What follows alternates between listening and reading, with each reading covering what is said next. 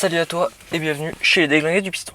Pour faire la vidange de boîte, comme chez tous les constructeurs, il faut que tu ailles sous la voiture, que tu enlèves la vis de vidange, que tu fasses couler toute l'huile, que tu la remettes, que tu enlèves la vis de remplissage, tu remplisses jusqu'à ce que ça déborde et puis c'est bon. Mais il y a une petite particularité chez Mazda. Sur certains modèles tels que la Miata, NA, NB, peut-être NC mais je ne suis pas sûr, la partie sélecteur du levier de vitesse, donc qui se retrouve vraiment à la base du levier, a une partition à huile, mais séparée de tout le reste de la boîte. Donc quand tu fais ta vidange de boîte, il ne faut pas oublier de changer aussi cette huile. Mais ce n'est pas sur tous les modèles, du moins pour la NB, celle que j'ai une NB. Ce dispositif est mis sur la boîte 5, mais pas la boîte 6. Donc si vous avez une boîte 6, vous n'avez pas à faire la manip que je vais faire là. Ce qu'il faut absolument pour le faire, une seringue.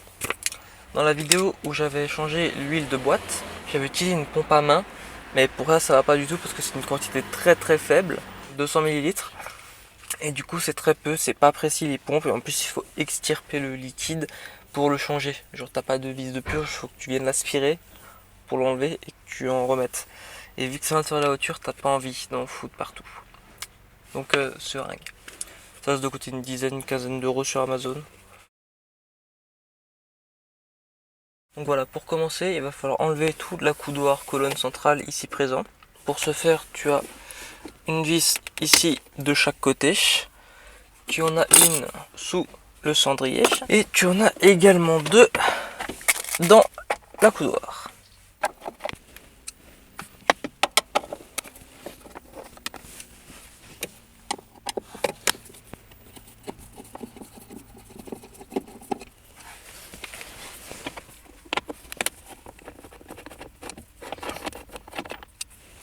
Donc, je suis allé chercher des petits outils comme ça, donc qui servent à enlever les plastiques pour dégager ça.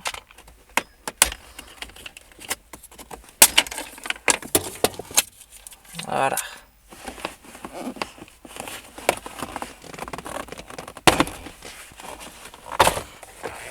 Donc est-ce que ça se dévisse? Ok.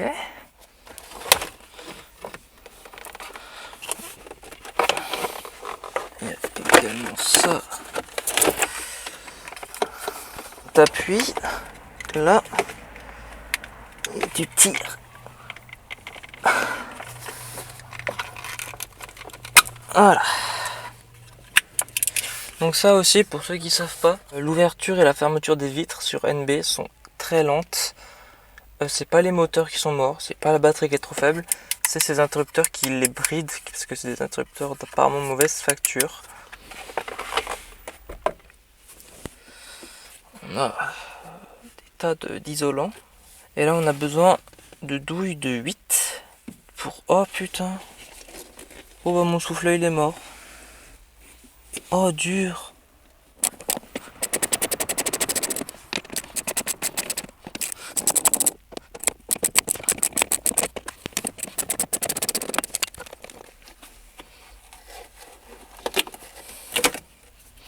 Donc là ce que tout le monde fait c'est qu'il le retourne comme ça. Mais bon en fait moi il est complètement mort. Donc là pareil on a 3 vis de 10 à peine serrées.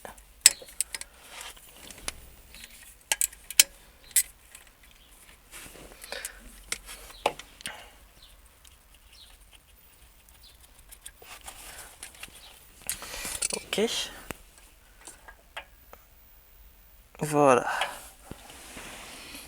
Et on avait encore un peu d'huile.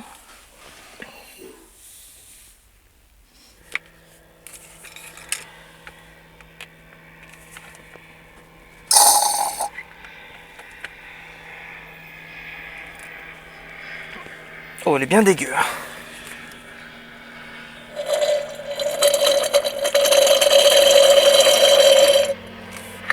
C'est bien dégueu. Bon, du coup, pour l'huile, je remets la même huile que la boîte. Donc, j'en avais encore un reste.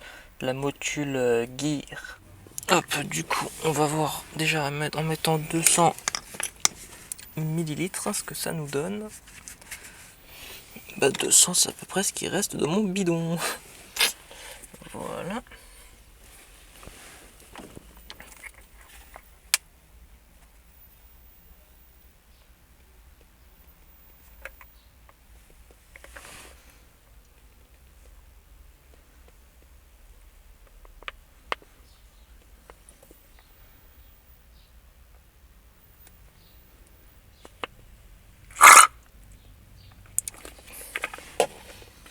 Moi j'en ai peut-être un peu beaucoup.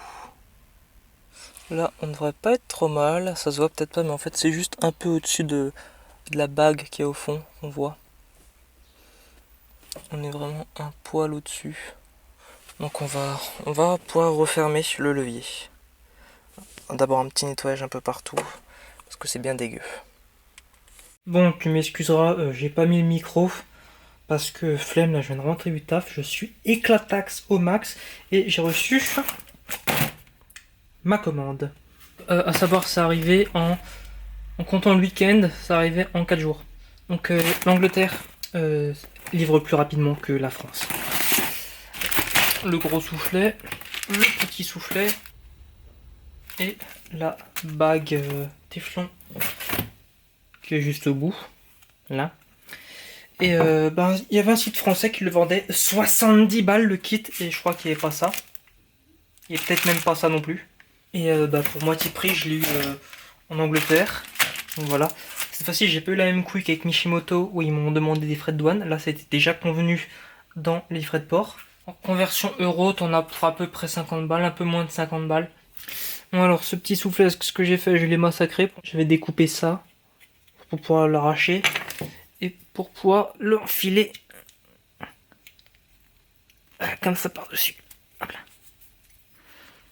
Voilà. Pour ce qui est du machin en téflon, je l'avais déjà enlevé, mais j'ai dû le remettre. Alors pourquoi?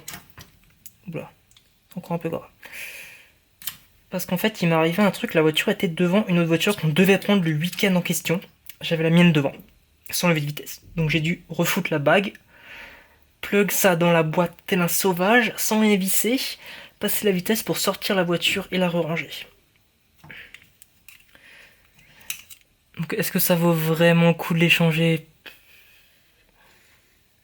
Non. C'était dans le kit, donc je le fais quand même. Sauvagerie en approche. Voilà. Ensuite, lui, j'ai une technique pour lui. Oui, on va te mettre Mario. On aime tous Mario. Le meilleur mappeur de YouTube. It's me!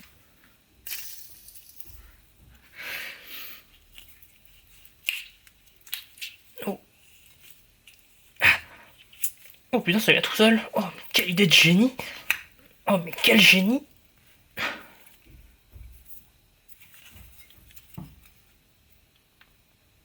Oh. Bon, bah ça va tout seul. Donc t'as la technique, hein, c'est WD-40. Je le mets direct dans le bon sens, parce que la boîte elle a un sens. Tu peux pas le plug n'importe comment. Là où il y a le point, c'est vers toi quand t'es dans la voiture. Voilà. Ton copain, c'est le WD-40 maintenant.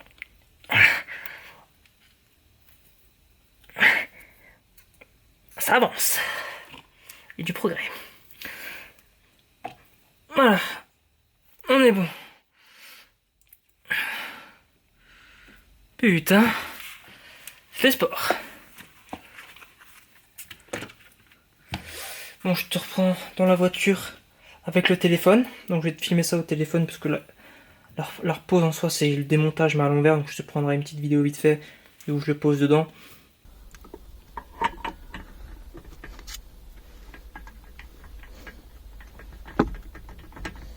Ça à l'opposé.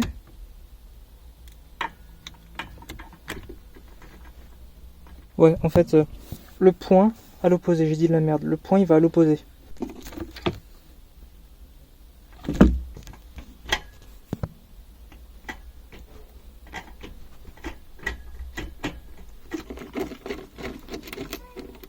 Bon, voilà, j'ai remis l'isolant donc il y avait ici en dessous du soufflet. J'ai reposé tout ça en faisant bien gaffe de poser ça, de brancher les boutons et de le clipper au fond, de mettre la vis qui est là, les deux de chaque côté, les deux ici. Donc là, on est tout bon. Juste en l'enlevant, j'ai pété des petits bouts, c'est-à-dire que bon, de toute façon, je vais le changer parce que ça bride les vitres. C'est de la merde, mais ça va être changé.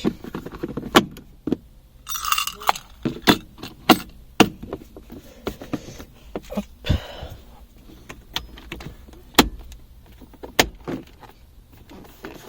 Ok. Et plus que lui. Voilà.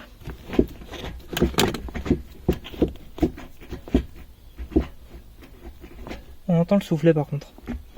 Que je viens pour monter. C'est quand il se déplop-plop. Et voilà, tu as désormais toutes les connaissances nécessaires pour effectuer le changement d'huile du sélecteur d'une MX5. J'espère que la vidéo t'aura plu, n'hésite pas à mettre un like, à t'abonner, donc le gros bouton rouge juste en dessous. Ça me soutient, ça fait extrêmement plaisir. Et n'hésite pas à me le dire dans les commentaires si grâce à cette vidéo tu as réussi à faire ta vidange de sélecteur. Ça me ferait extrêmement plaisir de le savoir. Et sur ce, moi j'y retourne, j'ai encore beaucoup de boulot à faire sur la 205 et la MX5. Donc on se dit à la prochaine. Allez, ciao.